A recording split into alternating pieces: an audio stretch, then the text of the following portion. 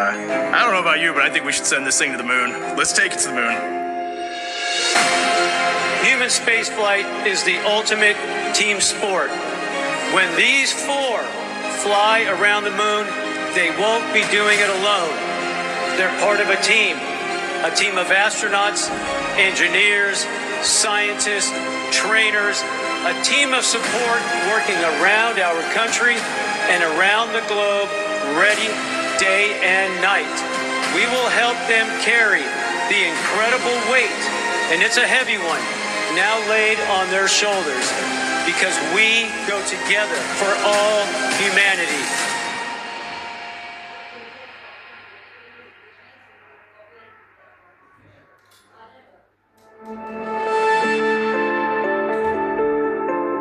NASA has a rich history of test flights, and we do it for a reason. It goes all the way back to Mercury, to Gemini, to Apollo, to Shuttle, STS-1, station, where the two modules came together, and we put that first crew on. Demo 2 on SpaceX, a lot of work went into that. Starliner for the crew flight test. These are test flights, and they're test flights for a reason, because we're making sure that that vehicle's ready to go from an operational standpoint from that point further. And Artemis is no different. NASA was established to undertake big, bold endeavors in air and space, to undertake the near impossible. The next up is America's return to the lunar environment. What we learned from that mission is going to help enable America's return to the lunar surface. When we arrive to the moon, we're there to stay. Our mission calls for 4 names. It's difficult to pick just 4 from a group that by its very definition attracts the best and the brightest that humanity has to offer, as humanity looks to find its place among the stars. My name's Norm Knight. I'm the Director of Flight Operations at NASA Johnson Space Center. Well, let me tell you a little bit about what flight operations does. You could think of us as a service provider to the major programs at NASA, both for low Earth orbit and for our exploration goals to Moon and Mars. We plan, we train, and we go execute and fly the missions. Assigning a crew for a mission is complicated, I'll tell you that. If we look at our experience base and we say, all right, here's the mission, in this case Artemis II, higher risk being a test flight, so what complement of experience base do we want on this mission? With a test flight, we typically like pilots that have test flight experience, test pilots. In addition to that, you look for cohesiveness with a crew. We need mission specialists on board that are able to do a lot of the tasks. We go look at an experience base within the office and say who best can fit these needs. How can they work, or will they work together in an environment that's cohesive to aligning to the mission, and you end up with an experience base with those crew that then provide everything possible to guarantee mission success going forward. As head of flight operations, I have the privilege of getting to know each and every astronaut. The best part of my job is that I'm surrounded by people who inspire, who give hope to those that might follow in their footsteps. I want to thank you all for sharing in this moment today, and thanks to our crew, Reed, Victor, Christina, and Jeremy, as they get ready to embark on this journey. It has been an amazing journey the last 2.5 years. We have just built a tremendous amount of trust between the 4 of us. This crew cohesion, we're at the point now where we are ready to go fly. For us, Artemis II is about much more than just going back to the moon. It is about the pursuit of excellence. If you want to go fast, go alone. If you want to go far, go together. And we are going together, and our mission success is built on handing off a starting point to Artemis III that sets our country and our partners up to go back to the surface of the moon. Sending machinery around the moon, beautiful machines, is a challenge. Adding humans takes it a giant leap forward. And there is a lot of work that goes into integrating people into the system. This is a very serious endeavor. This is absolutely a test flight. The last time we launched was more than 3 years ago. It did not have crew on it. It was not a completely like-for-like spacecraft on top of the SLS architecture.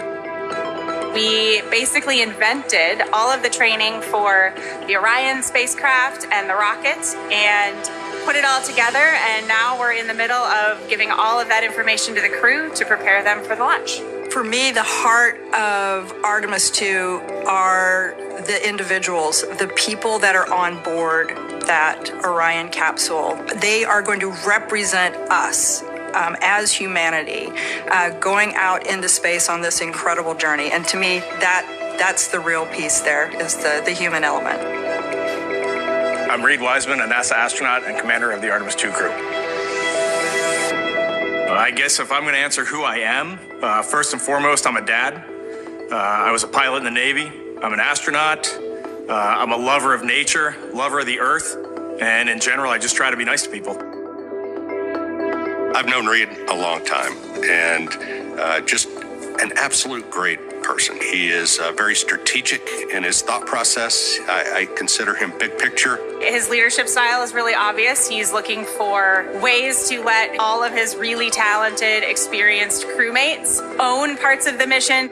Over his career, Wiseman has spent over 165 days in space. In the office, he was the chief astronaut, which is a very tough job. More on the personal side, Reed's just a great guy. I grew up in a small town north of Baltimore, Maryland, known as Cockeysville or Hunt Valley. The first time I remember being interested in space, I was in elementary school. I was always into cars and trains and planes, and I distinctly remember before the first space shuttle flight, I think I was 5 years old, the 747 flew over with a shuttle on the back. I distinctly remember being on a hill near a mall with my mom and dad watching that thing fly over and all. I was a tiny kid. I graduated high school pretty young, and so I was small. I tried all the standard little kid sports. I tried soccer. I tried baseball. Those just did not fit with me. While I was at school, I decided that I wanted to be a Navy pilot. I joined the Navy in college through this thing called ROTC. And then when I graduated from college, that was my road into the Navy. Once I had that test pilot school block met, I knew that I had all the pieces to be an astronaut.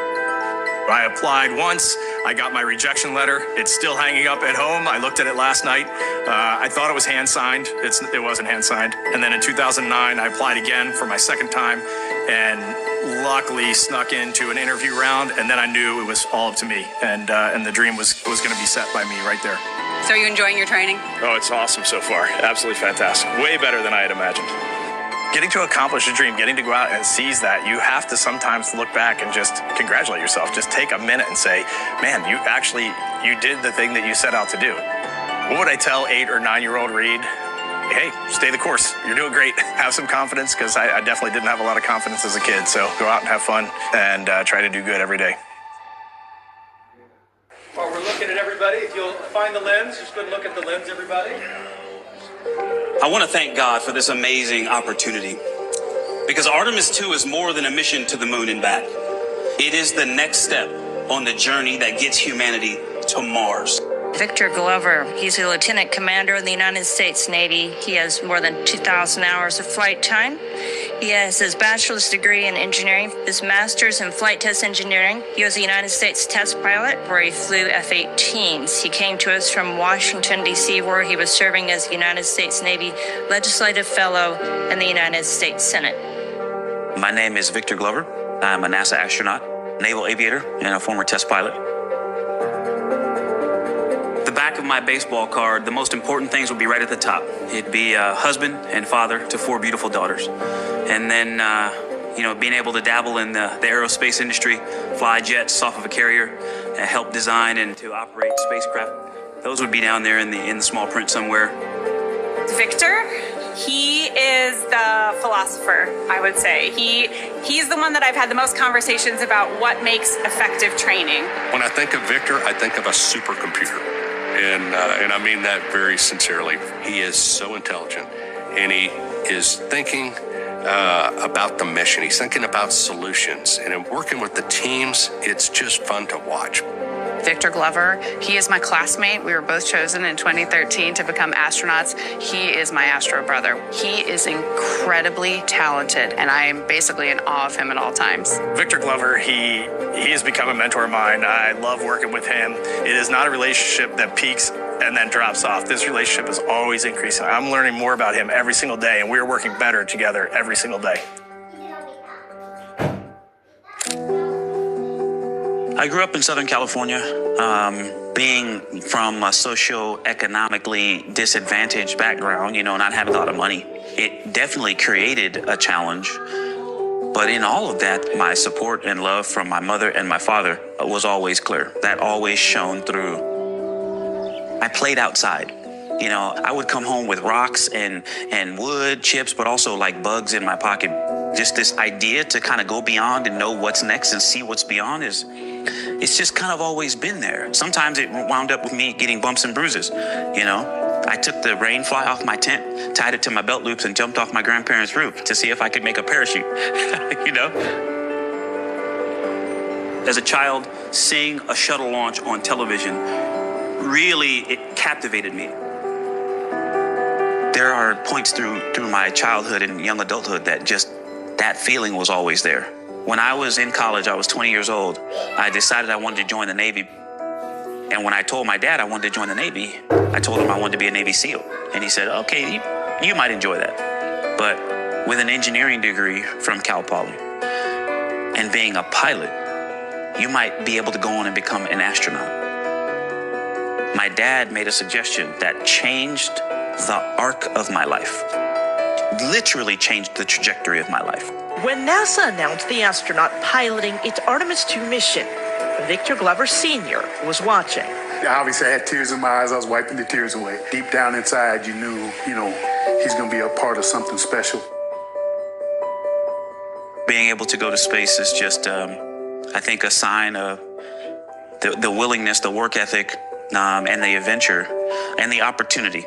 The timing coming together. So many people have poured into my life that, if anything, I'm actually reflecting from so many sources. And again, I am blessed. I've been blessed.